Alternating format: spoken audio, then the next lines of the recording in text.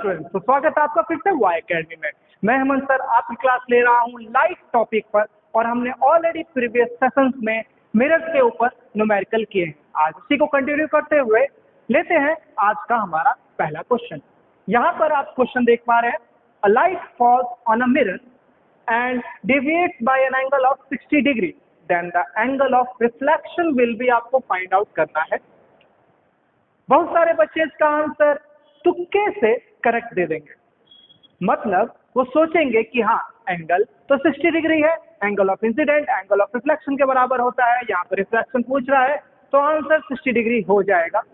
हालांकि answer 60 degree ही है, but इस क्वेश्चन में इस वैल्यू के जगह 60 डिग्री की जगह और कुछ भी अलग रहा ना, तब आप इसमें मिस्टेक कर देंगे।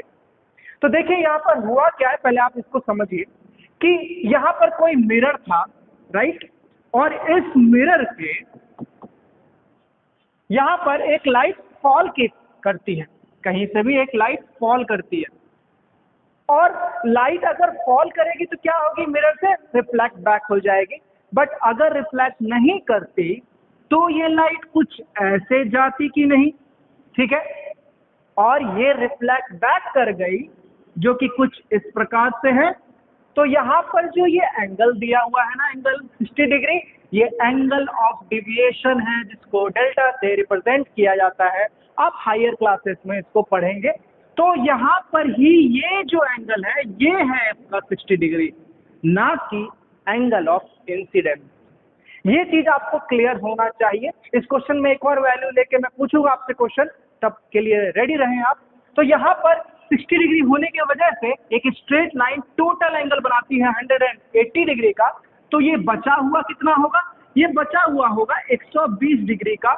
और यहाँ पर इसको नॉर्मल से डिवाइड कर दिया जाए तो 60 इधर और 60 इधर, तो angle of incidence 60 degree and angle of reflection 60 degree. तो मैंने कहा था कि आप तुक्के से आंसर इसका करेक्ट दे रहे होंगे, बट क्या हो अगर इसकी वैल्यू 60 डिग्री ना बोलकर क्वेश्चन में आपसे पूछ दे कुछ और, जैसे कि 40 डिग्री।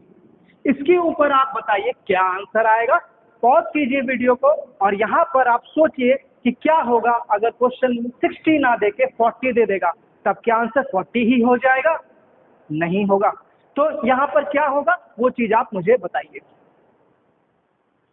आई होप आपने कोशिश तो जरूर की होगी। चलिए देख लेते हैं यहाँ पर अब क्या हुआ।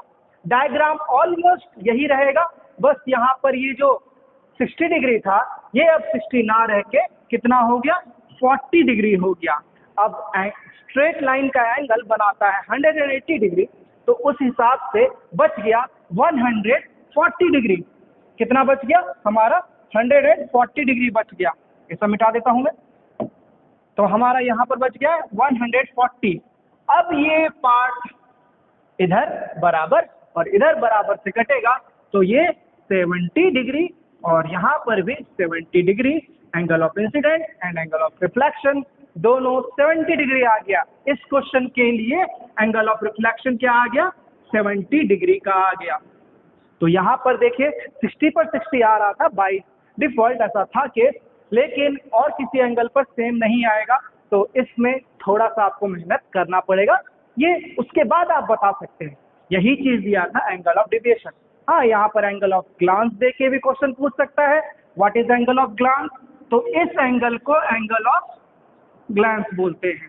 तो कभी कभी ये एंगल देख के एंगल ऑफ रिफ्लेक्शन पूछ सकता है। ये पूछता तो हम तब भी आंसर दे सकते थे। यहाँ पे डेविएशन पूछ के पूछा है, तो इस चीज का अब आपको क्लियर ध्यान रहना है। चलिए, आई होप इससे रिलेटेड सारे न्यूमेरिकल आपको क्लियर हो चुके होंगे। तो चलिए एक और न्यूमेरिकल पे चलते हैं। यहाँ पर पूछा क्या जा रहा है कि सिंपल सा क्वेश्चन है, आप इसका आपने रे डायग्राम अगर अच्छे से समझा है तो इसका आंसर आप क्लियरली दे पा रहे होंगे। क्या है इसका answer? The magnification produced by a convex mirror. एक कॉन्वेक्स मिरर क्या होता है? एक कॉन्वेक्स मिरर कभी भी ऑब्जेक्ट जितना भी बड़ा हो उसके सामने उसका इमेज वर्चुअल बनाता है और बिहाइंड द मिरर बनाता है और हमेशा छोटा बनाता है। इस बात को अगर आप समझ चुके हैं तब इसका आंसर देने में भी कोई दिक्कत नहीं होगी। Magnification will always be smaller than 1। यहाँ पर मैग्निफिकेशन हमेशा क्या आएगा? स्मॉलर देन 1 आएगा। स्मॉलर देन 1 का मतलब क्या है? ऑब्जेक्ट से छोटा हमारा इमेज बन रहा होगा। तो मैग्निफिकेशन इज स्मॉलर देन 1, ये बात आप याद रखेंगे। और यहीं पर अगर कॉन्वेक्स के जगह कॉनकेव पूछता तब आप क्या बताते?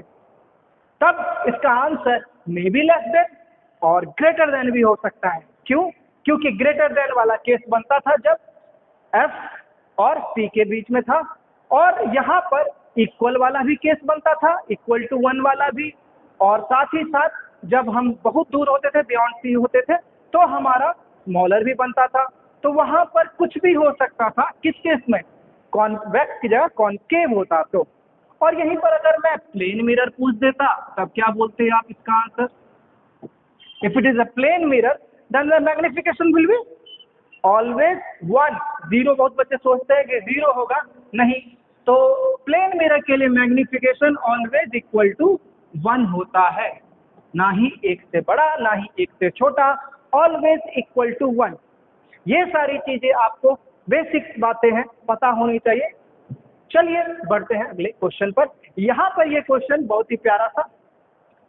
ये क्वेश्चन लग सकता है आपको आउट ऑफ सिलेबस है, बट ये बस एक छोटा सा कॉन्सेप्ट है फिजिक्स का। अगर वो आपको पता है ना तो इसका आंसर आप दे पाएंगे इजीली। यहाँ पे पूछा क्या जा रहा है? एक कॉन्वेक्स मिरर है, कोई भी मिरर है। यहाँ पर मैं जानबूझ के कोई भी मिरर बोल रहा हूँ क्योंकि एग्जाम में कुछ भी रहे, मिरर कैसा भी हो, उसका फोकल लेंथ कभी भी किसी भी लिक्विड में डुबाने से चेंज नहीं होता है।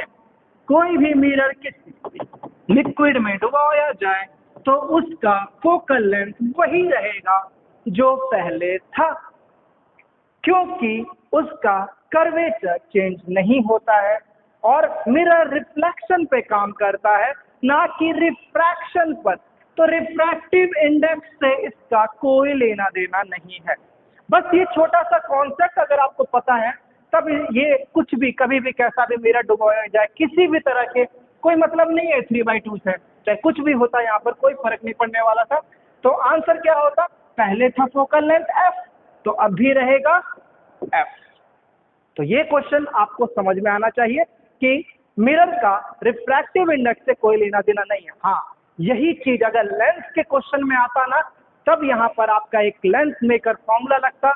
वो हालांकि आप हायर स्टैंडर्ड्स में पढ़ेंगे, वहां पर हम लोग इस सब चीजों को देखेंगे, वहां पर इसका फर्क पड़ता है, क्योंकि लेंथ काम करता है रिफ्रैक्शन पर, और वहां पर रिफ्रैक्टिव इंडेक्स काम आएगी, उसके वजह से चेंज होगा। तो वो कैसे होगा, हम जब लेंथ पढ़ रहे होंगे तो वहां पर मैं आपको बताऊंगा। ये मिरर के पार्ट में ऐसा कुछ भी चेंज नहीं होता है। So the focal length will be as same as previous one, so f। तो चलिए देखते हैं अगले क्वेश्चन पर। यहाँ पर क्या पूछा जा रहा है? यहाँ पर एक क्वेश्चन है, थोड़ा लेंदी लग सकता है आपको, सिंपल है, कोई यहाँ पर ज्यादा क्वेश्चन आपको जस्ट एज अ, चलिए देखते हैं यहाँ पर अगला क्वेश्चन क्या कह रहा है, इसको आप सॉल्व कर पाते हैं कि नहीं। क्वेश्चन बस लेंदी देखने में लग रहा है बट इजी है, सिंपल, आप इजीली कर लेंगे। बस आपको एक एक चीज यहाँ पर जो जो कहा है वो सीधा पुट करते जाना। An object is placed at a distance of 60 centimeter in front of a convex mirror। Convex mirror की बात हो रही है। फोकल लेंथ कैसा होगा? फोकल लेंथ पॉजिटिव होगा, ये बात सबसे पहले आपको ध्यान रखना है। Which forms an image at a distance of 30 centimetre, यानी ऑब्जेक्ट रखा गया है यहाँ पर 60 पर, और ये हमारा V हो जाएगा, राइट, बिहाइंड द मिरर। ठीक है, बिहाइंड द मिरर यानी ये किस में हो जाएगा वैल्यू? पॉजिटिव में, और यहाँ U की वैल्यू क्या हो जाएगी? निगेटिव में, क्योंकि in front of the mirror है। तो इसका भी डायग्राम बना लेते हैं। कहीं यहाँ शुरुआत में रखा होगा 60 सेंटीमीटर दूर हमारा क्या? U।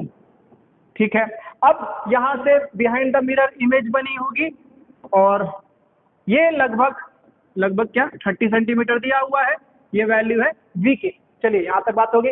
The height of the object is 10 centimetre, height of the object भी दिया हुआ है जिसको बोलते हैं HO। तो हमको फाइंड आउट करना है focal length of the mirror and the height of the image. Simple है, इजी क्वेश्चन है, बस इजीली आप बना सकते हैं।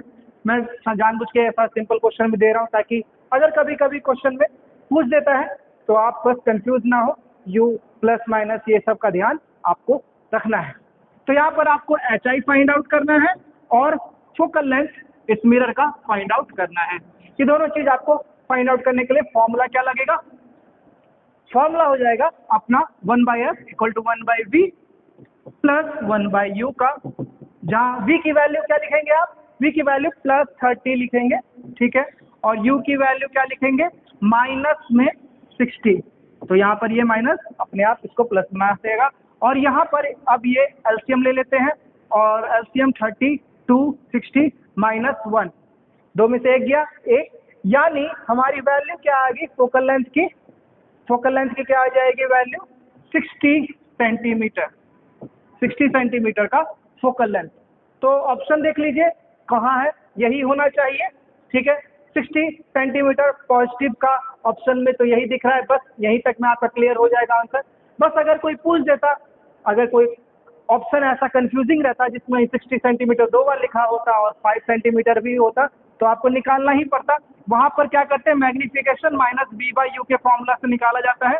तो माइनस हमारा फॉर्मूला का है और ये v की वैल्यू जो है वो 30 है और माइनस u का वैल्यू जो है 60 में आ जाएगा, माइनस माइनस कैंसिल और ये आधा, यानी इसका मतलब हमारा जो भी ऑब्जेक्ट है उसका आधा, तो 10 का आधा 5 सेंटीमीटर, तो H I will be 5 centimetre, जो कि ऑलरेडी हमको पता चल चुका है।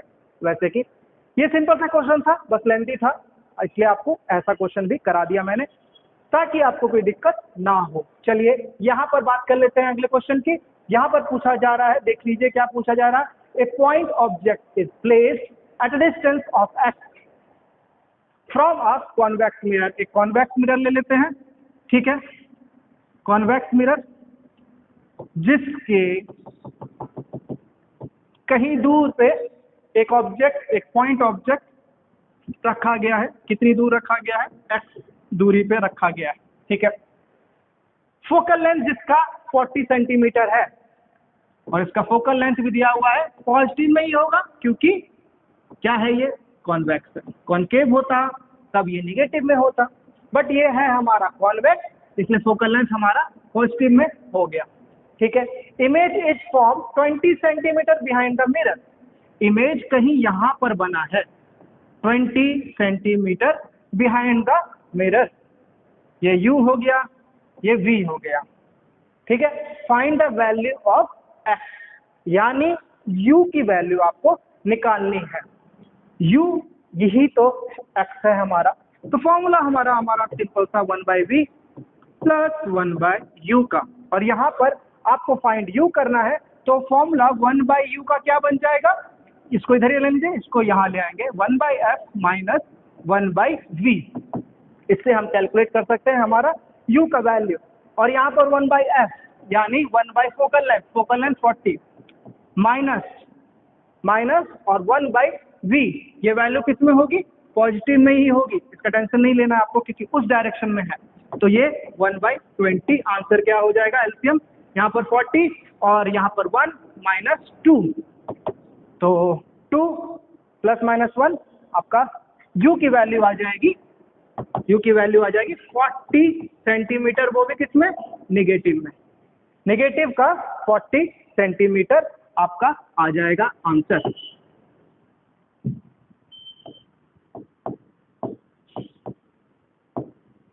इतना सा अगर आपको क्लियर है तब आप यहाँ पर इजीली आंसर बता सकते हैं। Value of x will be 40 centimetre, क्योंकि x की वैल्यू पूछ रहा है तो वो तो हम यहाँ से यहाँ तक की डिस्टेंस की बात कर रहा है, तो इसलिए ये 40 सेंटीमीटर ही हो गया, u के केस में ये -40 होता। आई होप इस टाइप के भी आपको क्लियर हो चुके होंगे, कुछ भी घुमा फिरा के कुछ भी बोले, x को u बनाए u को x बनाए कोई फर्क नहीं पड़ता, इजी से आप बना सकते हैं। ये एक अच्छा क्वेश्चन है, इसको मैं चाहूंगा कि आप लोग खुद पहले सोचें कि कैसे इसको बनाया जाए, क्या करना होगा इस क्वेश्चन में। यहाँ पर आपको ये देखना है, एक कॉन्वेक्स मिरर है यहाँ पर, और जैसा कि यहाँ पर दिखाया हुआ है लीनियर ऑब्जेक्ट इज प्लेस, एक ऑब्जेक्ट हम लोग ज्यादातर कैसे रखते थे ऑब्जेक्ट, ऐसा रहता था हमारा। बट इस केस में एक लीनियर ऑब्जेक्ट रखा गया है, यानी ऑब्जेक्ट को ऐसे लेटा दिया गया है। अब इसका इमेज जो बनेगा वो भी कैसा बनेगा, कहीं ना कहीं ऐसा ही बनेगा। कॉन्वेक्स है इसीलिए पीछे बनेगा, ठीक है, बिहाइंड द मिरर बनता है और वर्चुअल बनता है, और ये इसी एक्सिस पे होगा।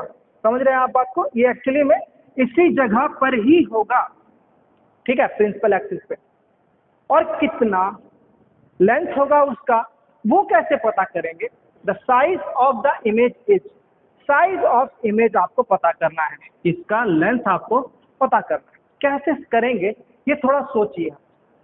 इसको करने का सिंपल सा तरीका आपके दिमाग में अगर आया है तो वेल एंड गुड, मैं बता देता हूं यहाँ पर क्या करना है हमको। देखिए यहाँ पर इस पॉइंट को हम मानेंगे कुछ तो है यहाँ से यहाँ, ठीक है, यहाँ से यहाँ कुछ तो है डिस्टेंस, वो दिया हुआ है आपको 25 सेंटीमीटर। ये जो हमारा u हो जाएगा इसको u1 मान लीजिए। कहने का मतलब कि पहला ए जो पॉइंट है ना, इसको हम एक डिस्टेंस मान रहे हैं। इस u1 के हिसाब से एक हमारा v1 आएगा, वो निकाल लेंगे। कैसे, 1/f plus 1/v plus 1/u के फॉर्मूला से v हमारा निकल जाएगा। और फिर हम फिर से इस पॉइंट को देखेंगे u2 कितना हो जाएगा, 25 प्लस 5 यानी 30, माइनस में 30 सेंटीमीटर u2 की वैल्यू हो जाएगी। और इसके हिसाब से भी एक आएगा हमारा v2। अब क्योंकि आपको v1 पता है और v2 पता है, तो जो भी बड़ा वैल्यू है उसमें छोटे वैल्यू को माइनस कर देंगे, आपको बीच का डिस्टेंस जो भी है पता चल जाएगा और वही हमारा आंसर होगा। मैं चाहूंगा कि इस क्वेश्चन को आप खुद से ट्राई करें। मैं इसका आंसर आपको नहीं बताने वाला, अगले सेशन में आपको बताऊंगा कि इसका आंसर क्या था। मैं चाहता हूं कि आप ये खुद से ट्राई करें। इजी क्वेश्चन है, 2 बार फॉर्मूला आपको लगाना है बस, और 2 वैल्यू आएंगी। फॉर्मूला कौन सा यूज करेंगे, वही मिरर वाला फॉर्मूला यूज करेंगे, 1/f equal to 1/v plus 1/u। पहली बार u1 की वैल्यू भी आ चुकी है हमारी, u1 की वैल्यू ऑलरेडी गिवन है, देखिए 25 माइनस में 25 सेंटीमीटर, और फिर u2 की वैल्यू भी 25 प्लस 5 माइनस 30 सेंटीमीटर है, ठीक है। अब इसके बाद आपको पता करना है v1 एंड v2, और फिर दो डिस्टेंस आएंगे। सपोज करते हैं, मैं आंसर तो नहीं बता रहा, सपोज करते हैं ये आ गया 20 सेंटीमीटर, ये आ गया 30 सेंटीमीटर। सर उल्टा कैसे लिख दिया, ठीक है, मान लेते ये कम है तो ये कम होगा, ये ज़्यादा, जो भी होगा देख लेंगे। और यानी ये 10 सेंटीमीटर पे है, ये 20 सेंटीमीटर पे है, तो इसका मतलब इन दोनों के बीच का डिस्टेंस कितना है, 10 सेंटीमीटर ही है। ऐसे ही आपको निकालना है, हालांकि ये आंसर नहीं है, ठीक है। तो यहाँ पर ऑप्शन के हिसाब से आपको ये बना के रखना है। अगले सेशन में इसका आंसर मैं बता दूंगा आपको, और चाहेंगे तो सॉल्व करके भी बता दूंगा। चलिए यहाँ से आगे बढ़ते हैं, देखते हैं इस क्वेश्चन को। ये क्वेश्चन क्या कह रहा है, the correct relationship between U V and F. U V F का फॉर्मूला हमने ऑलरेडी पढ़ा है, तो इसमें से अब आप आंसर को गैस कर पा रहे हैं क्या। फॉर्मूला है 1/f equal to 1/v plus 1/u। ऐसा तो कहीं नहीं लिखा, तो फिर इसका आंसर होगा क्या। बट एक्चुअली में थोड़ा सा इसको मैथमेटिकली सॉल्व करेंगे तो आपको यहाँ पर दिखने लगेगा। देखिए अगर हम चाहे 1/f इसको सॉल्व करना, तो v और u का एलसीएम लेंगे। जिसका एलसीएम नहीं आता है उसको क्या करते हैं, मल्टीप्लाई कर देते हैं सिंपली। तो हम ये क्या हो जाएगा, vu हो जाएगा मल्टीप्लाई करने पे, और फिर डिवाइड करते हैं, v से vu को डिवाइड करेंगे तो हमारा क्या बच जाएगा, u बच जाएगा, और u 1 जा u। सिंपल मैथ जो हम एलसीएम करते समय करते हैं वही कर रहे हैं। फिर u को u से डिवाइड करेंगे, u कट जाएगा, v बच जाएगा, और v 1 जा v, यानी 1/f की वैल्यू आ गई u plus v divided by vu। अब अगर हमको f की वैल्यू चाहिए तो हम ऐसा भी तो लिख सकते हैं ना, vu divided by u plus v। यही है रिलेशनशिप। तो यहाँ पर देख लेते हैं कौन सा है, vu या फिर uv divide by u plus v। Option number A is the correct answer. और कभी कभी यहाँ पर रिलेशनशिप पूछ देता है आर का, आर यू एंड वी का रिलेशन बताइए। तो बस आपको पता है आर इक्वल टू क्या होता है, 2f होता है। तो यहाँ पर 2 से मल्टीप्लाई हो जाएगा और यहाँ पर भी 2 से मल्टीप्लाई हो जाएगा, 2vu divide by u plus v। ये सब क्लियर आपके दिमाग में होना चाहिए। मैग्निफिकेशन का भी फॉर्मूला जो निकलता है ना हमारा, मैग्निफिकेशन का भी फॉर्मूला ये भी कभी कभी लगातार पूछ दिया गया है। जो मैग्निफिकेशन का हालांकि फॉर्मूला तो हमको एक्चुअली में HI/HO या फिर -V/U ही पता है, बट एक और फॉर्मूला मैंने आपको लिखवाया है, वो डायरेक्ट फॉर्मूला आपको पूछ देता है। वो एक्चुअली में डिराइव किया गया है इसी से, आपका f की वैल्यू को रख के यहाँ से v की वैल्यू को यहाँ से एलिमिनेट करके रखा गया है। इस फॉर्मूला से v की वैल्यू रख दीजिए या इस फॉर्मूला से u की वैल्यू रख दीजिए, आपका एक और फॉर्मूला आ जाता है।